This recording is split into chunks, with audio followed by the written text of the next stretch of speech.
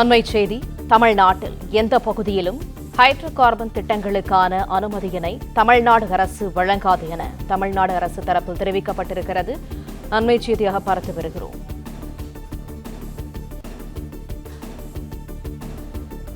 தமிழ்நாட்டில் hydro carbon திட்டங்களுக்கு அனுமதி இல்லை என தெரிவிக்கப்பட்டிருக்கிறது. இது தொடர்பான கூடுதல் தகவல்களை தருகிறார் எமது செய்தியாளர் ராஜகுமரன்.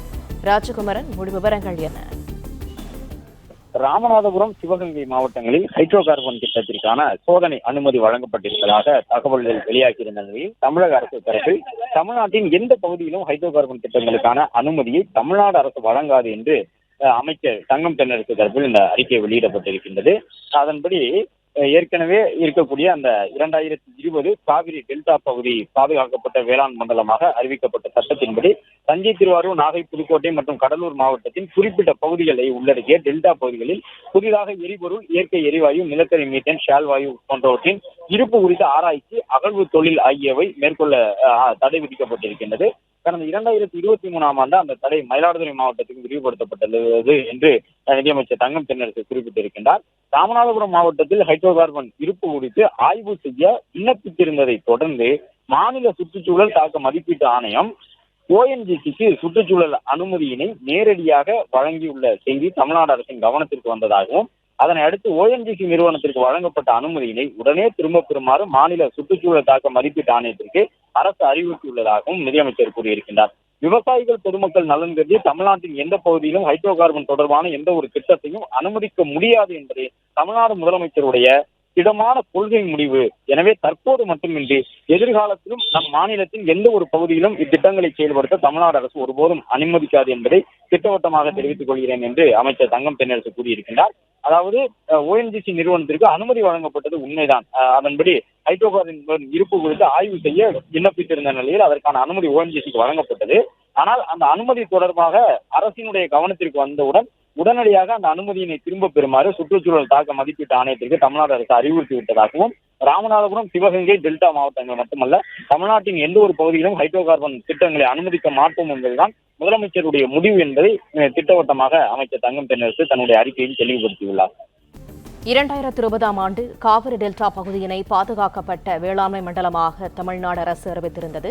தற்சமயம் தமிழ்நாட்டில் ஹைட்ரோ கார்பன் திட்டங்களுக்கு அனுமதி இல்லை என அமைச்சர் தங்கம் தென்னரசு தெரிவித்திருக்கிறார். இது தொடர்பான முழு விவரங்களோடு இணைகிறார் எமது செய்தியாளர் ராஜகுமரன், இது தொடர்பான தகவல்களை தொடர்ந்து வழங்கலாம்.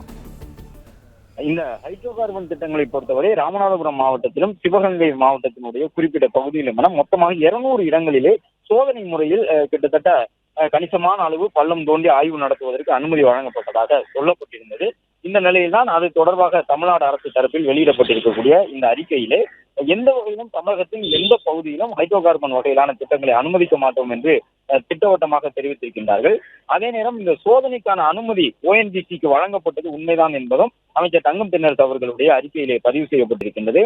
அதன்படி இந்த அனுமதி வழங்கப்பட்டது உண்மைதான். ஆனால் அது தொடர்பான தகவல் தமிழ்நாடு அரசுக்கு கிடைத்த உடனேயே ONGC நிறுவனத்திற்கு வழங்கப்பட்ட ஹைட்ரோ கார்பன் சோதனை அனுமதியினை உடனே திரும்ப பெறுமாறு மாநில சுற்றுச்சூழல் தாக்க மதிப்பீட்டு ஆணையத்திற்கு தமிழ்நாடு அரசு அறிவுறுத்திவிட்டதாக தெரிவித்திருக்கின்றார்.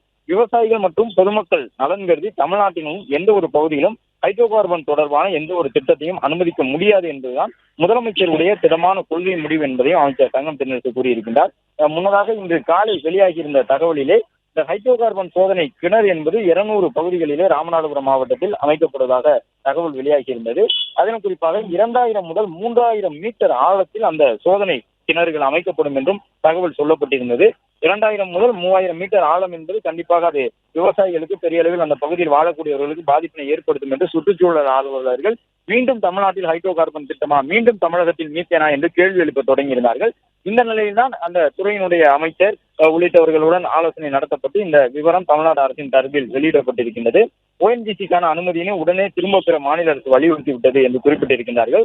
ராமநாதபுரம் மாவட்டத்தில் ஹைட்ரோ கார்பன் இருப்பு குறித்து ஆய்வு செய்ய ONGC விண்ணப்பித்திருந்தது உண்மைதான். ஆனால் அந்த ONGCக்கு வழங்கப்பட்ட அனுமதியினை உடனடியாக தமிழக அரசு நிராகரித்து விட்டது. ஏற்கனவே கடந்த 2020ஆம் ஆண்டு காவிரி டெல்டா பகுதியினை பாதுகாக்கப்பட்ட வேளாண் மண்டலமாக தமிழ்நாடு அரசு அறிவிப்பு செய்திருந்தது. அதன் பிறகு 2023 காலகட்டத்தில் அந்த டெல்டா பகுதிக்கான தடை என்பது மயிலாடுதுறை மாவட்டத்தையும் ஒருங்கிணைந்த பகுதியாக தடை விதிக்கப்பட்டதாக சொல்லப்பட்டுள்ளது. பிளே ஸ்டோர் மற்றும் ஆப் ஸ்டோரில் இருந்து பாலிமர் செயலியை QR கோடு மூலம் பதிவிறக்கம் செய்யுங்கள். செய்திகளை உடனுக்குடன் பெறுங்கள்.